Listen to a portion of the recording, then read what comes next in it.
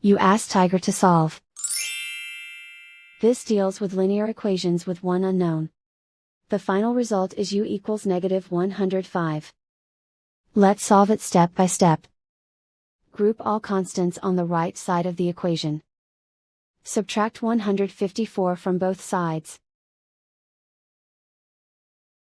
Simplify the arithmetic.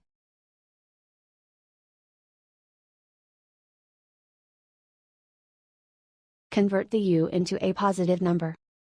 Multiply both sides by -1.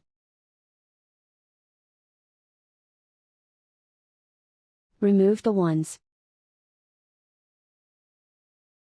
Simplify the arithmetic.